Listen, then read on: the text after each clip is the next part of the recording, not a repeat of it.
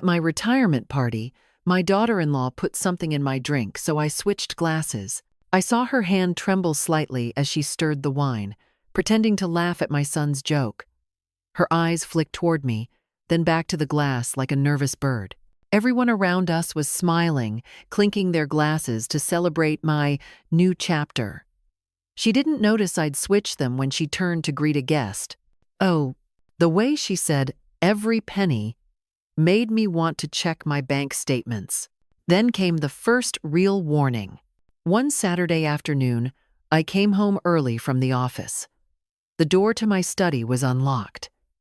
Inside, Melissa stood by my desk, startled, holding a stack of folders, my personal estate files. "Oh," she exclaimed, placing them down quickly. "I was just helping Daniel look for the renovation plans you mentioned." I didn't correct her. There were no renovation plans in that drawer. "I've been working on a housing project, sustainable homes for retired professionals. Small, efficient, but elegant. I wanted your opinion." I unrolled the plans carefully.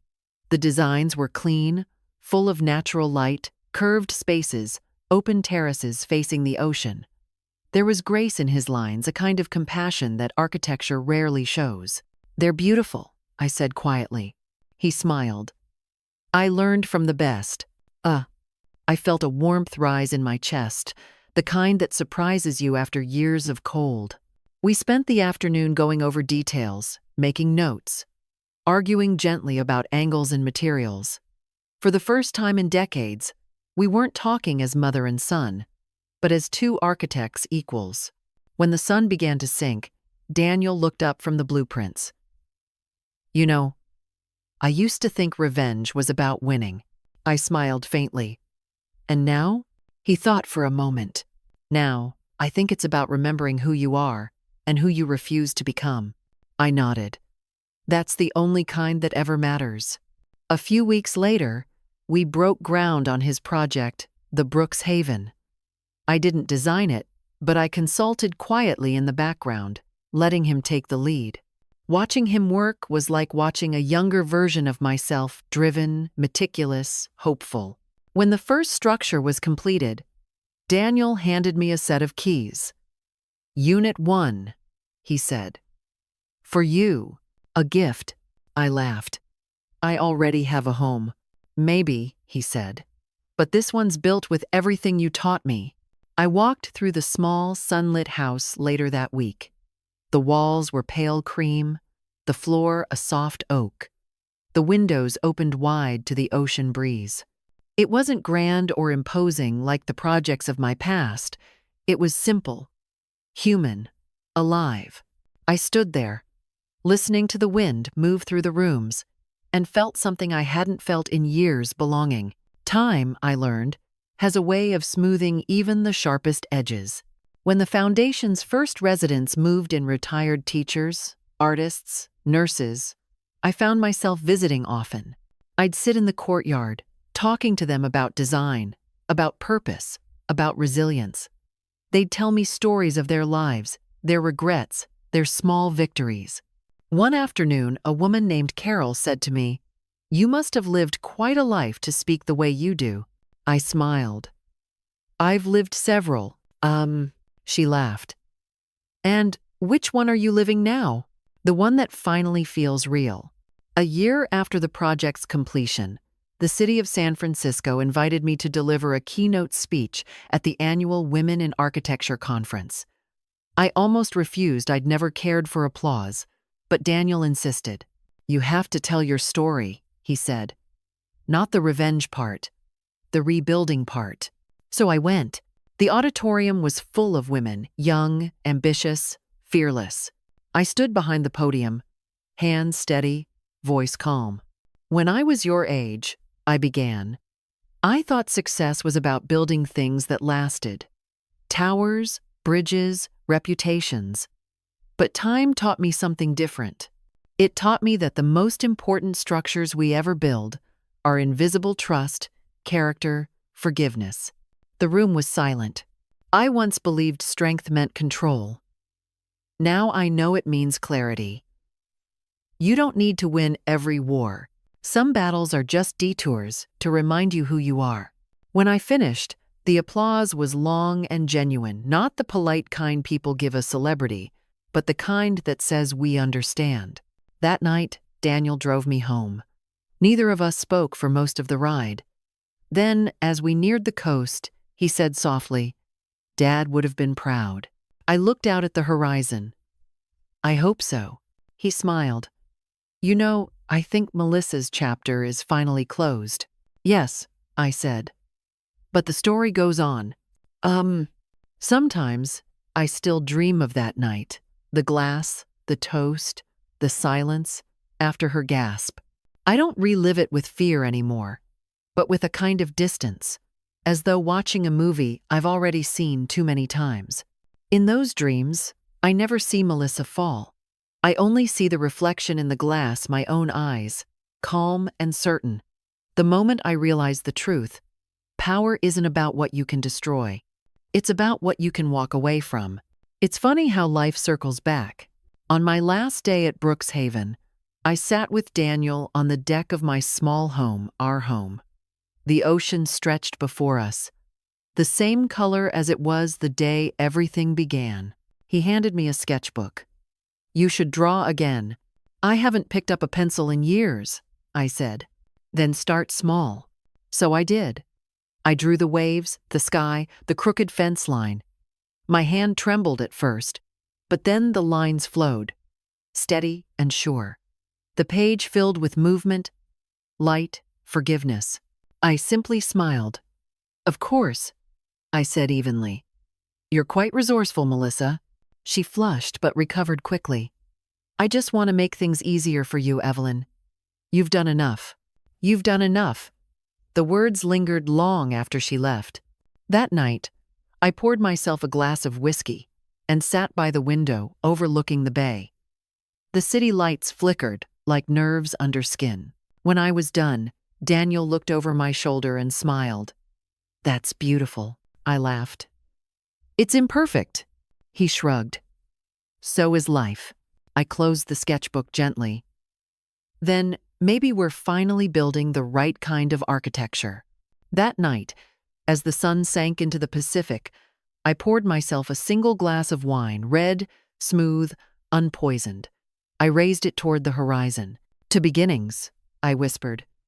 "The honest kind."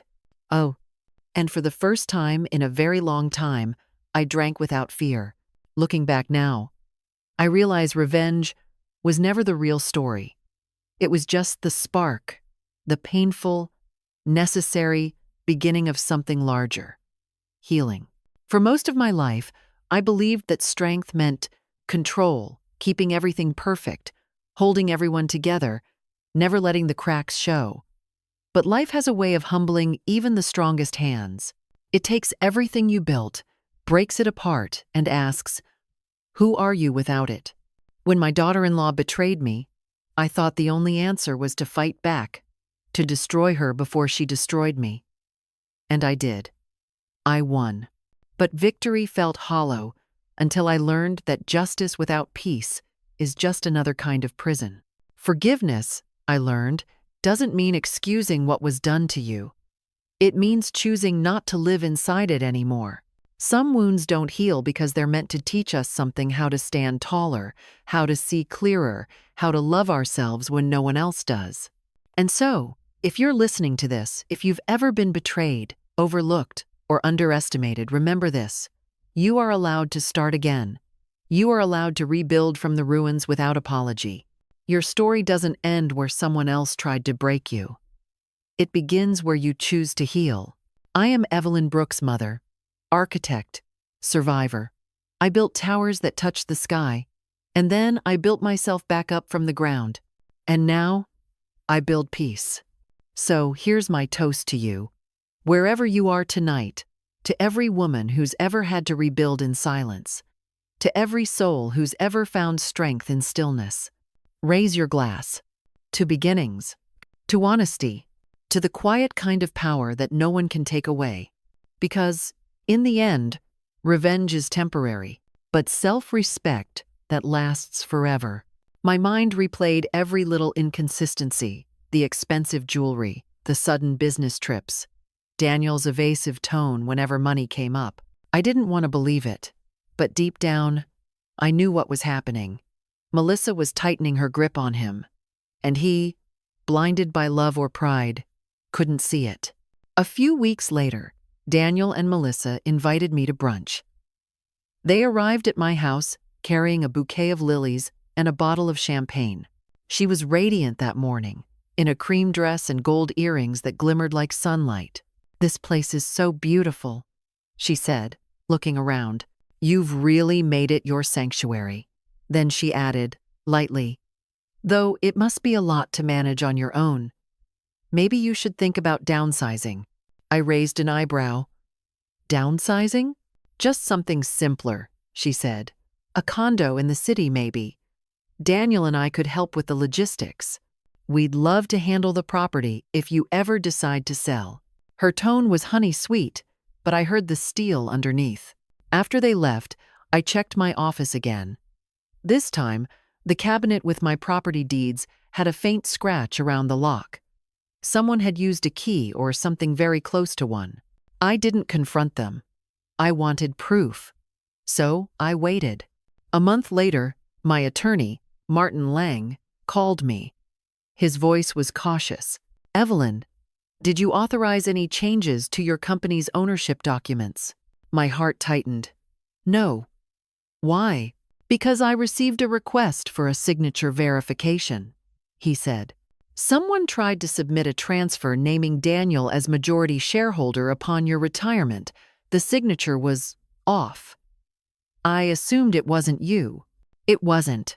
When I hung up, I sat in silence, the kind that hums like electricity in the air before a storm. I thought about Daniel as a boy, how he used to build towers from cereal boxes on the kitchen floor, proud and smiling. I thought about how that same boy could now stand by, while someone, his wife, attempted to strip away everything his parents had built. But anger wasn't what I felt then. It was clarity. The next day, I invited them both for dinner. I wanted to see their faces. Melissa arrived first, bringing a pie she claimed to have baked herself. Daniel followed, quieter than usual. We sat at the dining table and I asked casually, "So, how's work?" Daniel mumbled something about consulting. Melissa answered for him, as always. "He's been helping me with a few clients. You know, real estate can be tricky with all those contracts." Her hand brushed his, possessive. When dessert came, I said, "Martin called me today. Apparently someone tried to file company documents in my name." Melissa froze for a fraction of a second, then laughed softly. "Oh, that must have been a clerical mistake. Those firms make errors all the time." Daniel avoided my eyes. I nodded slowly, then smiled. "Of course, mistakes happen." We finished dinner. They left. And that night, I called Martin again and changed everything: my estate, my will, my corporate ownership. Quietly, legally, irreversibly. 2 weeks later, Melissa called to tell me she wanted to plan my retirement party. "You've given your whole life to that company, Evelyn," she said. "Let me do this for you. You deserve a proper celebration." Her voice was sugary, her tone bright. "Are you sure?" I asked. "It's a lot of work." "Oh, please. It would mean the world to us." To us. The next month was a blur of arrangements. She chose the venue, a seaside villa in Carmel, with glass walls and ocean views. She handled everything: catering, decorations, music. She even handpicked the guest list. "Don't worry about a thing," she insisted. "Just relax and enjoy yourself." When she took that sip instead of me, the sound she made, half gasp, half choke, cut through the music. The room went silent. And I knew then I had been right all along. People talk about retirement as though it's some soft golden landing after decades of turbulence. They call it peace, freedom, a reward. Every detail seemed thoughtful, perfect, too perfect. 3 days before the event, I visited the venue unannounced. The manager greeted me politely, surprised to see me. When I asked about the catering, he mentioned that Melissa had ordered a special batch of custom cocktails to be served only to me and Daniel.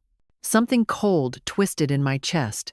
That evening, as I stood in my kitchen staring at the invitation embossed with my own name, I realized how deliberate it all was. Every compliment, every gesture, every smile had been leading to this night. So I prepared. Quietly, I met Martin again, finalized one last set of papers, and tucked them safely away. Then I waited for the night she thought would be her victory. When the day came, the sky over Carmel was a soft lavender, the ocean calm as glass. Guests mingled under string lights, and music floated through the air. I wore a sapphire blue gown and pearls Richard had given me on our 20th anniversary. Melissa was radiant. Of course, flawless makeup, diamond earrings glinting like stars. She greeted guests with effortless charm, kissed my cheek, and whispered, "Tonight, you're the queen." I smiled back. "Oh, I intend to be." And when I saw her signal, the waiter toward the table of glasses saw the faint tremor in her fingers as she stirred my drink, I finally understood. Melissa wasn't celebrating my retirement. She was planning my exit. The night air smelled of salt and jasmine.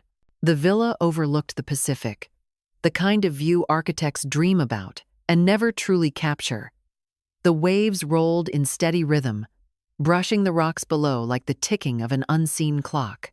Every detail of the evening shimmered with precision, soft golden lights, crystal chandeliers suspended from the terrace beams, and guests dressed in silk and laughter. It was, I admit, a beautiful scene. The kind of party I would have designed myself. Melissa had done her homework.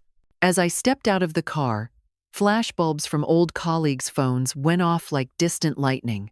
People I hadn't seen in years. Clients, board members, old rivals came forward to hug me. "Evelyn, you look incredible. You've earned this night. Brooks and Partners will never be the same without you." I smiled, graciously, like the woman they believed I still was. But inside, I was scanning the room not for compliments, but for movements, glances, small tells. I wasn't here to celebrate. I was here to confirm. Melissa glided toward me in a flowing red dress that caught every beam of light. Daniel followed, beaming like a man who believed he'd finally pleased both women in his life. "Mom," he said, kissing my cheek. "You look amazing, and you look exhausted," I replied softly, brushing invisible lint from his lapel. He chuckled awkwardly. Melissa's hand tightened around his arm. "Come, Evelyn," she said, her voice bright and musical. "You have to see the cake. I had them design it like the front of your very first building." She led me inside. The ballroom gleamed with glass and gold. The air hummed with laughter and the clinking of champagne flutes. A jazz trio played near the window, their soft melodies weaving between conversations. And then I saw at the bar, a long marble counter lined with crystal glasses, each filled with deep red wine. A young waiter in a black vest stood behind it, arranging bottles with military precision. Melissa leaned in to whisper something to him, her hand brushing his sleeve, her expression sweet but intent. When she turned back to me, she was all smiles. "Your favorite Cabernet Sauvignon from Sonoma. I wanted it to be perfect. Thoughtful as always," I said. I walked toward the bar, slow and deliberate. The waiter nodded politely and gestured to the glasses. "For you, Mrs. Brooks." Miss Melissa said this one's special. He pointed to a single glass set slightly apart from the rest. I glanced at it. The rim shimmered faintly under the chandelier light. Maybe it was nothing. Maybe it was everything. "Thank you," I said, lifting the glass with steady hands. From across the room, Melissa watched me, her smile too still. She didn't blink. Daniel was distracted, talking to a colleague. The room buzzed with noise, but to me, everything went quiet. I saw her shoulders rise, the shallow breath she took. She was waiting, and I decided she'd waited long enough. I moved toward her, glass in hand, the wine catching the light like blood. "To you, Melissa," I said with warmth that could have fooled anyone, "for organizing this beautiful evening." Her eyes widened, slightly surprise, maybe even panic, but she hid it well. "Oh, Evelyn, don't make a fuss." "Of course I must. You deserve recognition." I gestured toward the waiter. "Another glass, please, for my daughter-in-law." He poured it quickly, and I handed it to her. Our fingers brushed. But for me, it felt more like standing at the edge of a cliff, looking down at everything I'd built, my company, my name, my family, and wondering who would care enough to protect it once I stepped away. I had been CEO of Brooks & Partners for almost 40 years. Architecture was never just a job. It was my language, the way I expressed love, grief, and control. Hers were cold. "To new beginnings," I said. She hesitated a second too long, then raised her glass. "To new beginnings." We clinked. But in that instant, just before the glasses met, I shifted mine slightly, enough to swap their positions. It was a small, practiced motion. I'd done it once earlier that week in my kitchen, rehearsing in the mirror until it looked natural. She didn't notice. No one did. We both drank. The wine was smooth, rich, familiar. But I watched her face as she swallowed, watched the faint twitch in her throat, the flicker of discomfort that crossed her eyes. "Is something wrong?" I asked gently. Her lips parted. "No, Then she froze. It happened so quickly that at first people thought she was laughing. She put a hand to her throat, gasping softly, her glass slipping from her fingers and shattering on the marble floor. The red wine spread like a stain of roses. Daniel turned at the sound. "Melissa?" She staggered backward, eyes wide, color draining from her face. The music stopped. Conversations broke off mid-sentence. Someone screamed. I stood perfectly still, my glass untouched in my hand. "Call an ambulance!" Daniel shouted, his voice cracking. Guests rushed forward, forming a circle around her. I could hear snippets of panic. "She's choking. Is it allergic reaction? Does anyone know CPR?" The waiter stood frozen, pale as chalk. I set my glass down carefully on the nearest table. "Give her space," I said calmly. "Someone call 911. Within minutes, paramedics arrived, weaving through the stunned crowd. They worked quickly, efficiently. Melissa's breathing was shallow, erratic. They administered something epinephrine, perhaps, and then wheeled her away on a stretcher, her head lolling to the side. Daniel followed, frantic. He didn't even look back at me. I remained by the bar, the ocean beyond the glass walls turning darker by the minute. The guests whispered, eyes darting toward me, away again. Some offered sympathy, others suspicion. "Are you all right, Mrs. Brooks?" a friend asked softly. I smiled faintly. "Yes, I'm fine." When the sirens faded into the distance, the villa fell into uneasy silence. People began to leave. The party was over. I waited until the last car pulled away, before walking out to the terrace. The night was cold now, the wind sharp. I stared at the sea for a long time, listening to its rhythm, steady and ancient. I wasn't shocked. I wasn't even relieved. What I felt was something harder to define: confirmation, the kind that sits deep in your bones. She had planned to poison me, I had no doubt. The glass, the distance, her tension, it was all too deliberate. But what I hadn't expected was how easily the roles could reverse. An hour later, Daniel called. His voice trembled. "Mom, she's stable. They think it was some kind of allergic reaction. She must have had shrimp earlier or something else." I said softly. He went quiet. "What do you mean?" "Nothing," I replied. "Just take care of her. We'll talk in the morning." I hung up. Then I poured myself another glass of wine from a different bottle and sat in the darkened living room, the party's remnants echoing faintly in my mind. The next morning, the headlines were everywhere. Real estate agent collapses at gala. Medical scare at CEO's retirement party. It was gossip, nothing more. No one mentioned me by name, but they didn't have to. Daniel came by that afternoon, his eyes hollow from lack of sleep. "She's going to be fine," he said. "Doctors said her vitals are stable. They can't figure out what caused it, though." I poured coffee and motioned for him to sit. "That's good news." He rubbed his face. "Mom, she feels awful. She thinks maybe she mixed drinks or something. You don't think—" He stopped, staring at me as if seeing me for the first time. "Think what?" I asked quietly. "That someone—" He shook his head. "Never mind," I smiled thinly. "People make mistakes when they're nervous, Daniel. You know how she gets." He exhaled, relieved to hear me say it. Yeah, you're right." But as he left, I saw the faintest shadow of doubt still lingering behind his eyes. When the door closed, I turned toward the window. The city shimmered below in afternoon light. I could almost see the reflection of myself on the glass, composed, poised, and utterly alone. The next day, I received a call from Martin Lang. "I heard what happened," he said carefully. "Are you all right?"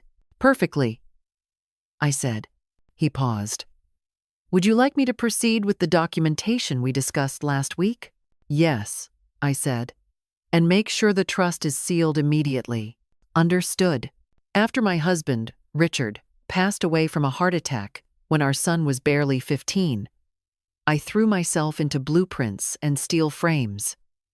Because buildings, unlike people, don't betray you. They stay exactly as you design them: strong, purposeful, predictable. My son, Daniel, had inherited Richard's gentle smile, but not his steadiness. He was a dreamer, the kind who loved ideas more than execution. Still, I adored him. When I hung up, I looked down at the stack of photos on my desk, images of buildings I'd designed, structures that would stand long after I was gone. Melissa had underestimated one thing. I didn't build fragile things. 2 days later, Daniel called again. "She wants to apologize, Mom. For the scene, for everything. Can we come by tomorrow?" "Of course," I said. But what I didn't tell him was that by then, everything was already in motion. The trust was signed, the company secured, the accounts shifted. Legally, there was nothing left for them to take. When I hung up, I stood by the window again, the evening sun bleeding gold across the horizon. The glass that night had been switched. The plan had been reversed. And though she lived, she would soon learn that survival was not victory. Because revenge, when done properly, isn't about killing. It's about reminding. Melissa came to my house 3 days after the party. Her complexion was pale, her frame smaller somehow, as if the hospital had drained more than just the poison from her body. Daniel hovered near her like a nervous shadow, carrying a bouquet of tulips. I invited them in, my voice steady, my expression gentle. "Sit, please," I said, gesturing toward the living room. "Would you like tea?" Melissa forced a weak smile. "I'm fine, thank you." Her voice was softer than usual, uncertain. She glanced at the coffee table, where the newspaper still lay folded open. Real estate agent collapses at gala. I had left it there on purpose. Daniel spoke first. "Mom, we just wanted to thank you for calling the ambulance so quickly. The doctors said it could have been worse." "I'm glad she's recovering," I said. "That must have been terrifying for you." Melissa nodded, her fingers twisting the hem of her sleeve. "I don't even remember drinking. Everything went blurry so fast. They said it might have been a reaction to the wine, or something in it," I said quietly, watching her face. Her eyes flicked toward me, quick as a spark, before she forced another smile. "Yes, probably that." We sat in silence for a moment. The clock on the wall ticked, slow and deliberate. I could feel Daniel's discomfort growing by the second. "Mom," he said finally, "maybe we should just forget about that night. Melissa's been through enough." Let's move on, okay? I turned to him, meeting his eyes. Of course, darling. Moving on is what I do best. But as they left, I knew forgetting was never part of the plan. That night, I opened my laptop and pulled up the company's financial records. Even though I had officially retired, I still had limited access, an old habit I hadn't bothered to undo. The numbers didn't lie. Someone had been moving money. Quietly. Strategically. Small withdrawals from dormant accounts. Investment adjustments disguised as fees. And every digital trail led back to one name, Daniel Brooks. But I knew my son well enough to understand. He wasn't the architect of this. Daniel wouldn't have known where to start. Melissa, however, would. Over the next week, I began what Martin later called a silent war. I didn't yell. I didn't accuse. I gathered. I called in a favor from an old colleague, Harold Mason, the firm's head accountant for 15 years before he retired. He owed me more than one debt. Over coffee in his backyard, I told him just enough to make him curious. Check the records for the last 6 months, I said. Private transfers, especially anything authorized under Daniel's name. He frowned. You're not CEO anymore, Evelyn. You shouldn't. I built that company from dust, I interrupted softly. If someone's siphoning its blood, I have every right to know who's holding the knife. He hesitated, then nodded. Give me a few days. Meanwhile, I started to play a different kind of game at home. The kind women of my generation perfected long before the world called it strategy. I invited Daniel and Melissa to dinner every Thursday. I cooked their favorites, poured the wine myself. I smiled, laughed at their stories, and listened. Really listened. It didn't take long. Melissa couldn't help herself. She was too used to winning small manipulations. She began dropping hints about future plans, how she and Daniel were thinking about expanding the Brooks legacy through new real estate ventures, how she'd been meeting potential investors. I kept my tone casual. Investors? Sounds exciting. Anyone I'd know? Her smile was thin. Oh, just people Daniel's worked with. Friends of the firm. Daniel glanced at her, uncomfortable. When he graduated from Stanford with a degree in business, I believed naively that he'd one day lead the firm with the same conviction I had. But Daniel's ambitions drifted. He invested in startups, lost money, tried again, and failed again. I told myself he'd grow out of it. Then he met Melissa. Melissa was beautiful in a way that draws light from every corner of a room. Tall, poised, dark hair cascading over her shoulders, every movement deliberate. When they left that evening, I called Martin. I need you to run a check on Melissa Brooks. Financials, assets, accounts under her name, or her firm. He didn't ask why. He never did. Within 48 hours, he called back. You were right. What did you find? Offshore transfers. Cayman Islands.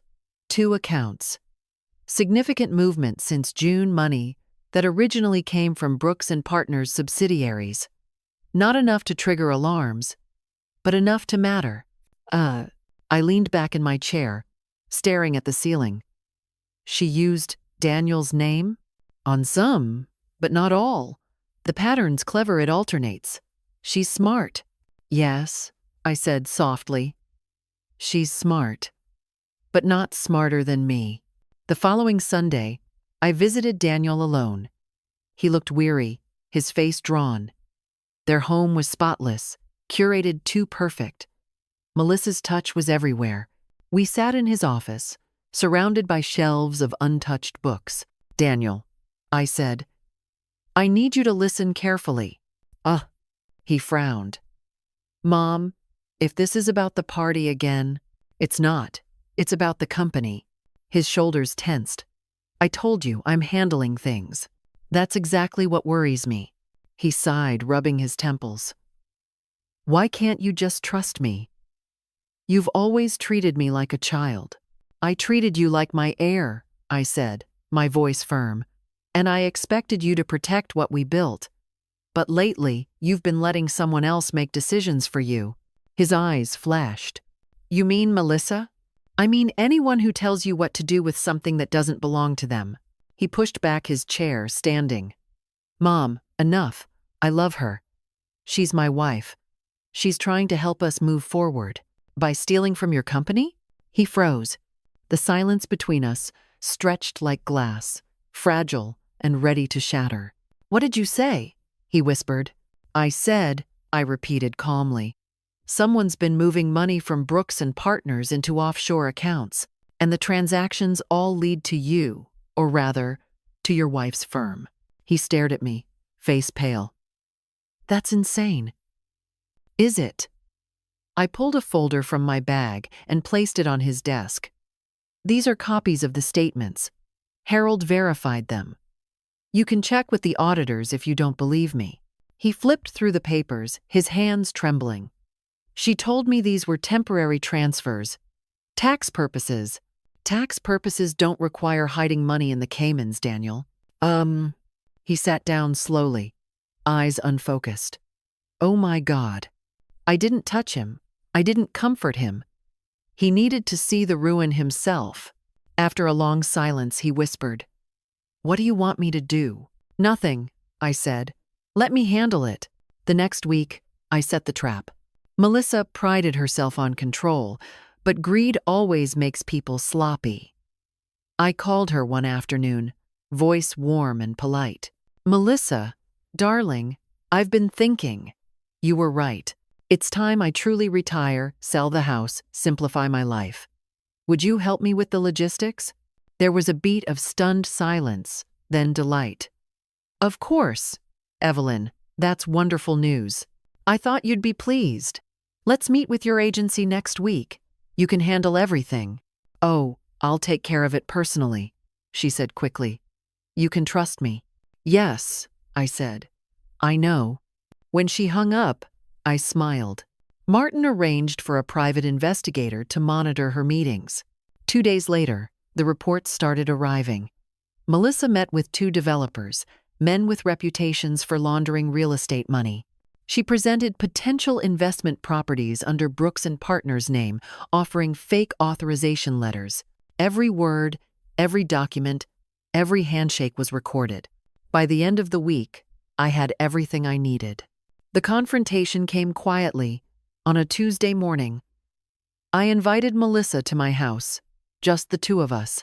Daniel was away at a business retreat, something I had suggested he attend. She arrived in her usual perfection, impeccable makeup, designer heels, a faint air of superiority. "I'm glad you called, Evelyn," she said as she sat down. "I know things have been tense between us. I want us to move past that." "I do too," I said. "That's why I thought we should talk openly." I slid a folder across the table. "I found these interesting." She opened it. The photos, the bank statements, the transcripts. Her face didn't move for 5 full seconds. Then she laughed softly. "Evelyn, this is absurd. Where did you even get this?" "You're good, Melissa," I said quietly. "But not good enough. You left too many fingerprints, literally and figuratively. I have proof of every transfer, every meeting, every forged document." Her eyes hardened. "You can't prove intent. Maybe not in court," I said, leaning forward. "But I don't need court. I have the press, the board." When Daniel brought her to dinner for the first time, she extended her hand like a queen greeting a subject. "Mrs. Brooks, it's an honor. Daniel talks about you all the time." Her tone was perfect. Too perfect. She smiled often, but her eyes didn't soften when she did. They remained calculating, always moving. "And your husband?" The color drained from her cheeks. "You wouldn't." "I would protect my legacy," I said coldly. "By any means necessary." She swallowed, her voice trembling now. "What do you want from me?" I looked her straight in the eye. "To watch everything you built crumble, the way you tried to make mine." Then I stood, walked to the window, and said, "Leave, Melissa, and don't come back here, ever." She left without another word.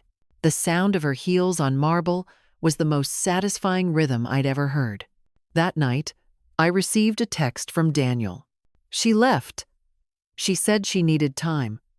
I don't understand what happened. I stared at the message for a long time, then typed back, "You will, soon." When I turned off the lights, the house felt lighter, quieter. I didn't feel victorious. Not yet. Revenge wasn't a moment. It was a process. And this was only the beginning. For a few days after Melissa left, the silence in my house felt almost unnatural.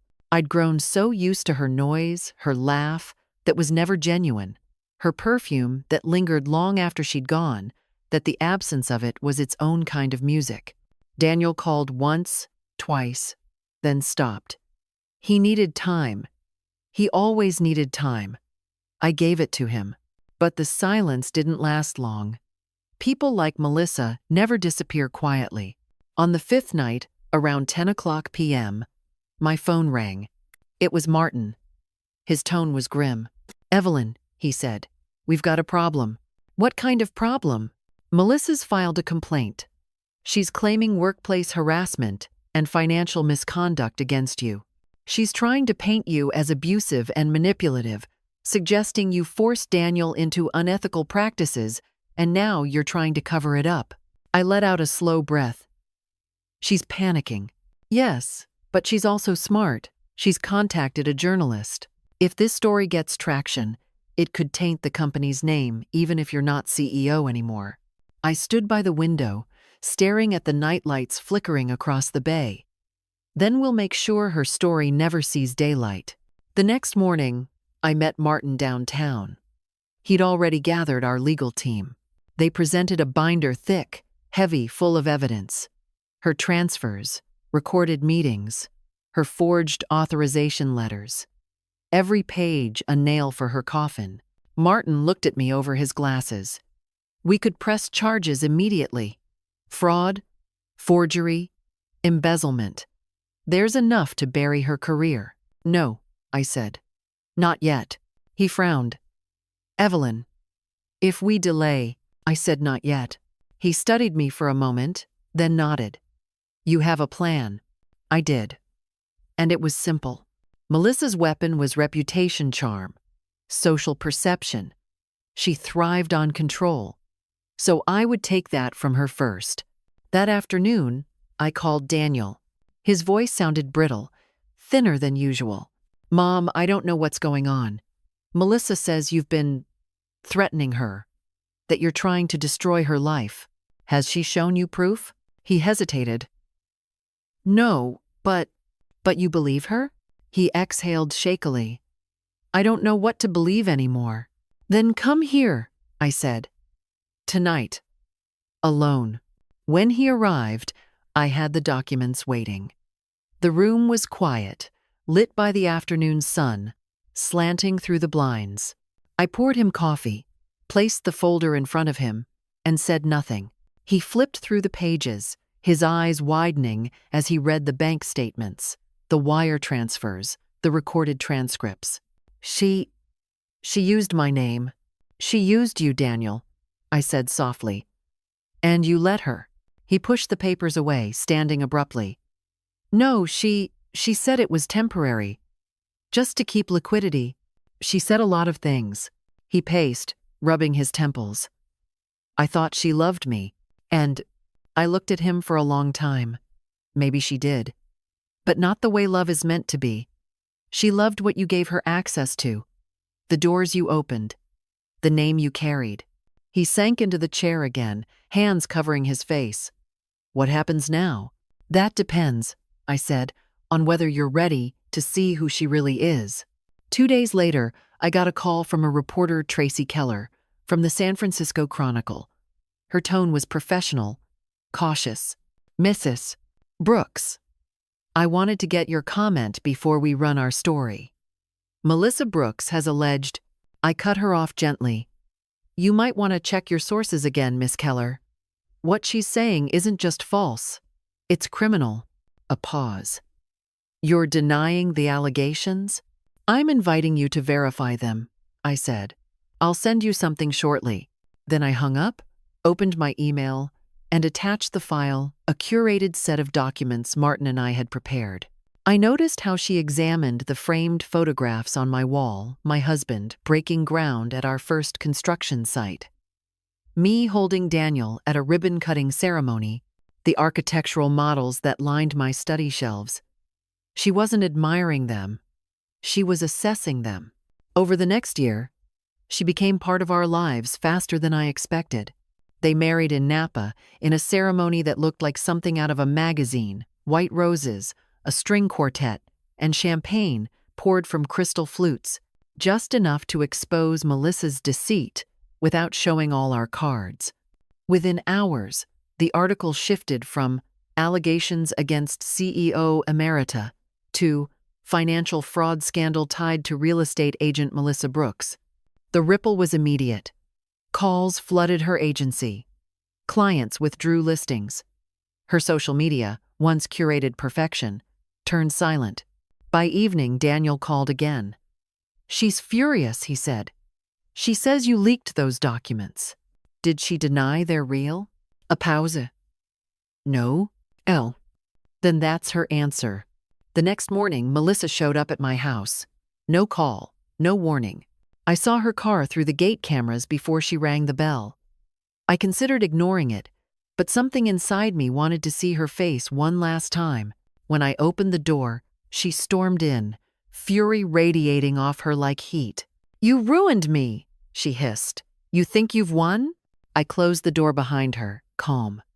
"You ruined yourself, Melissa. I simply gave people the truth." You're a monster," she spat. "You've poisoned everyone against me, even Daniel. He deserved to know the kind of woman he married." She stepped closer, her eyes wild. "You don't understand what it's like to fight for everything. You were handed your legacy. I had to claw my way into this world. I just wanted security." "Security doesn't come from stealing," I said coldly. "It comes from integrity. Something you never learned." Her lip trembled, but she didn't cry. She never cried. "Do you think this ends with me? People will see you for what you are: manipulative, controlling." I interrupted her quietly. "Do you know what I see when I look at you, Melissa? I see myself 20 years ago, before I learned that power without conscience is just destruction in heels." She blinked, momentarily thrown off by the calm in my tone. "You tried to take everything from me," I continued. "But you forgot one thing. I built this life from nothing, and I can rebuild it again. Without mercy, without apology." She stared at me for a long time, her anger slowly fracturing into fear. Then she whispered, "You think this is over? I'll find a way back." I smiled faintly. "Then I'll be waiting." She turned and left, slamming the door behind her so hard the glass trembled. By the end of that week, the investigations began. The company board, eager to protect its image, launched an internal audit. Martin handled the filings quietly. Precisely. Melissa's assets were frozen pending inquiry. Her agency suspended her license. And Daniel? He finally came home. He stood in my doorway one evening, looking like a man who had aged 10 years in a month. "I signed the divorce papers," he said. I nodded, saying nothing. "She tried to blame me," he went on, "told the investigators I helped her. But when they showed her the recordings, she broke down." He let out a bitter laugh. "She said she didn't mean for it to go that far." I met his gaze. "It always goes that far, Daniel. People like her don't stop until someone stops them." He sat down across from me, hands clasped. "You knew this would happen, didn't you?" "I suspected. But knowing isn't the same as being ready." He exhaled. "I should have listened to you." I reached across the table, covering his hand with mine.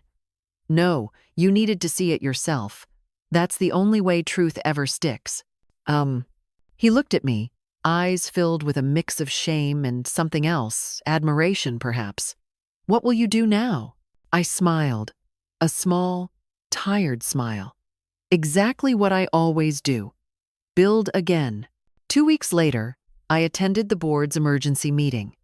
I was technically retired, but they insisted I join. When I entered the conference room, every head turned. Some looked relieved, others guilty. "Mrs. Brooks," the chairman said, "we owe you an apology. The damage was nearly catastrophic, but thanks to your intervention, we avoided major losses." I nodded. "The company needs to rebuild its reputation. I'll assist in the transition quietly." He smiled. "Of course." As I left, Martin walked beside me. "You could have pressed charges, sent her to prison for years." "I still could," I said. "But I think losing everything she ever schemed for is punishment enough." He studied me. "You're remarkable. You know that?" I gave him a faint smile. "I'm thorough." That night, I sat alone on my terrace, the ocean dark and endless before me. For the first time in months, I felt something close to peace, not the soft, fragile kind, but the kind forged in fire. I thought about Melissa somewhere out there stripped of money, name, influence. Perhaps she'd learned something from the fall, but I doubted it. People rarely do. Then I thought about Daniel, my son, flawed but human, finally free of her shadow. I gave them a down payment for a house as a wedding gift. Daniel insisted he didn't need it, but Melissa's smile widened when I handed over the check. After that, things began to change in ways I couldn't quite define. Daniel started missing board meetings. He said he was exploring new ventures. Melissa joined a luxury real estate firm and filled her Instagram, though I never followed with photos of mansions she claimed to have sold. And for the first time, I let myself breathe. The world outside was still moving, still building, still breaking as it always would. But inside, I was still. And though I'd lost a daughter-in-law, I'd regained something infinitely more valuable: control. Control over my story, control over my legacy, control over myself. In the weeks that followed, silence returned to my life. Not the tense kind that comes before disaster, but a different one. Cleaner, almost sacred. The city outside went on as always.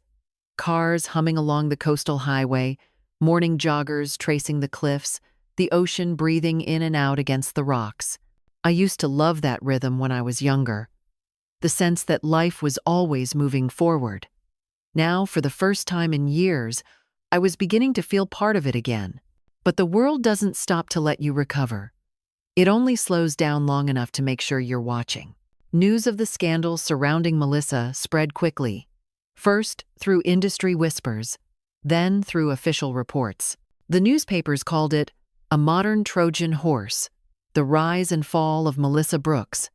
They described her as brilliant but ruthless, ambitious beyond reason. Not one mentioned that she'd nearly killed me. Daniel kept to himself. He moved out of their house and rented a small apartment near downtown. We spoke once or twice a week short, tentative calls that always ended with, "I love you, Mom." That was enough. He needed space to rediscover himself, and I had learned the hard way that love isn't control, it's patience. I, too, was learning patience. One morning, I received a letter from the board. They wanted me to return temporarily, not as CEO, but as strategic advisor. The company was bleeding from the scandal. Confidence had dropped, clients were hesitant, and investors wanted a familiar name to stabilize the ship. For a moment, I considered saying no. I was tired. I had earned my rest. But when I walked through the halls of Brooks & Partners again, the sleek marble floors, the blueprints framed on the walls, the faint hum of computers, I realized something. This place wasn't just mine. It was the legacy of everyone who had believed in me. I took the offer. Quietly, without fanfare. My first day back, people stared as I entered the conference room. Some looked guilty, others relieved. I smiled, not warmly, but firmly. "Let's rebuild," I said. Not the way it was, the way it should have been. That became our motto for the next 6 months. In those months, I kept to a rhythm that felt almost healing. Mornings at the firm, afternoons by the ocean, Evenings writing letters I never sent to my husband, to my younger self, even to Melissa. In one letter, I wrote, "You didn't destroy me. You reminded me what I'd forgotten, that strength isn't in control, but in clarity." I never mailed it. I didn't need to. Occasionally, I'd hear about her. A friend mentioned seeing her name in a minor article, rumors that she'd moved to Nevada, working under a different agency name. Others said she was fighting bankruptcy charges. I didn't care to verify either. She was gone from my world, and that was enough. Still, I'd be lying if I said I never thought about her. Late at night, when the house creaked in the wind, I sometimes imagined her sitting somewhere, alone, wondering how everything had collapsed so quickly. I didn't feel joy at the thought, only a kind of weary understanding. Revenge gives you closure, but not peace. Those are two very different things. The following spring, Daniel came to see me. He looked healthier, leaner, sharper. The circles under his eyes were gone. He wore no ring. "I got a new job," he said as he sat across from me at the dining table. "Consulting for a design startup." I smiled. "You're going back to your roots." "Maybe," he said. "I realized I don't want to run things. I just want to do something honest. That's all I ever wanted for you," I said. He hesitated, then looked at me carefully. "Do you regret it, Mom? Any of it?" "Which part?" "The revenge, the exposure, everything you did to bring her down." I looked out the window, the afternoon light slanting across the garden. "No," I said finally. "I regret trusting her, but not ending it." He nodded slowly, absorbing the words. "You know, she used to say you were impossible to beat." "She was right," I said softly, "because I never play games I'm not willing to finish." We both laughed then, not with joy, but with the quiet release of two people who'd survived something they couldn't quite name. Summer came, bright and relentless. Her car changed from a modest hybrid to a brand new white Tesla. When I asked about it, she laughed. "Leased. Image is everything in my line of work." I wanted to believe her. I really did. Still, something about her presence made the house colder. During dinners, she'd pour me wine, complimenting my success with syrupy sweetness. "It must feel incredible, Evelyn," she'd say. "Building something from scratch. You've earned every penny." The company stabilized, profits returned, and I finally announced my real retirement, this time on my terms. The board threw another party, smaller, more restrained. No champagne, no speeches about legacy or new beginnings. Just people who mattered, a dinner by the ocean, and one simple toast from Martin. "To Evelyn," he said, raising his glass, "for teaching us that architecture isn't just about buildings, it's about resilience." The table applauded. I smiled, genuinely this time. After dinner, I walked alone to the terrace. The ocean shimmered under the moonlight, calm, unhurried. I closed my eyes and breathed it in salt, wind, freedom. For the first time in years, I felt safe. Not because I'd destroyed my enemy, but because I had finally reclaimed myself. A few weeks later, I started something new, a scholarship fund for young women in architecture. I named it the Brooks Foundation for Design Integrity. The word integrity mattered to me now more than ever. When we announced it, reporters asked if the fund was inspired by recent personal events. I smiled and said only, "It's inspired by the lessons you learn when you refuse to be broken." That line made the papers. They called it poetic. But it wasn't poetry, it was truth. One afternoon, I got an unexpected call from an unknown number. I almost didn't answer, but curiosity won. "Evelyn?" The voice was faint, raspy, unmistakably hers. "Melissa." A long silence stretched between us.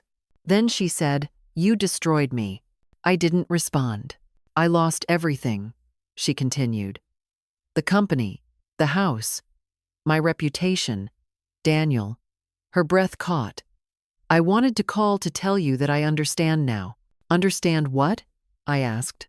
That I became the thing I hated. Desperate, small, cruel. She let out a shaky laugh. I thought winning meant never being afraid. Turns out, I was afraid the whole time. I stood at the window, watching gulls wheel over the water. Fear makes people do terrible things, I said. But so does greed. I'm sorry, she whispered. Not that it matters, but I am. For a moment, I felt the ghost of the woman I once wanted her to be: kind, bright, capable. Maybe that version had existed once, before ambition turned her hollow. I hope you find something better, Melissa, I said quietly. Something honest. Then I hung up. And just like that, she was gone again, this time for good.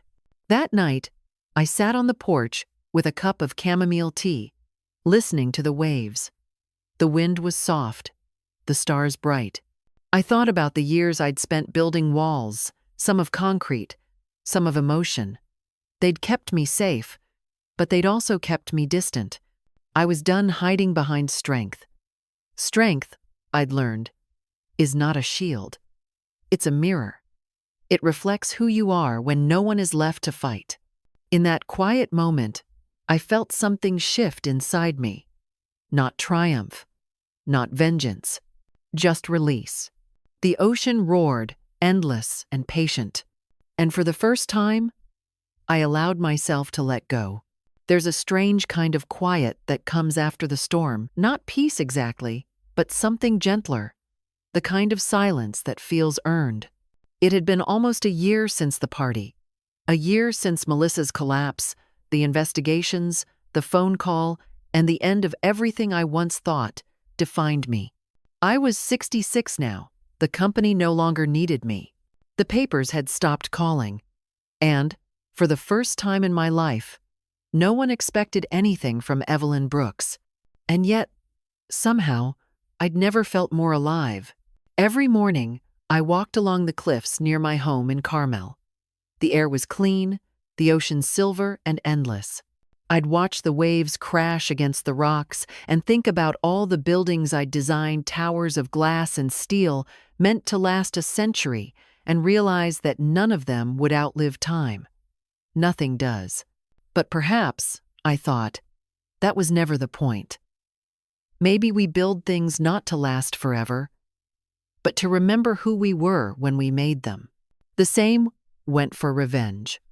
It had felt necessary once, a structure built from rage and loss, but now, standing by the sea, I saw it for what it really was: scaffolding, temporary, functional, a frame for survival, not for living.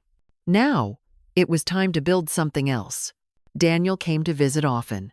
Not the fragile, guilty Daniel of before, but a quieter, humbler version of himself. He'd found steady work at the design startup and had begun mentoring interns, something he said made him feel useful again. One Saturday afternoon, he arrived carrying a stack of rolled papers under his arm. "I brought something," he said, setting them on the table. I raised an eyebrow. "Blueprints?" He grinned. "Sort of. A proposal."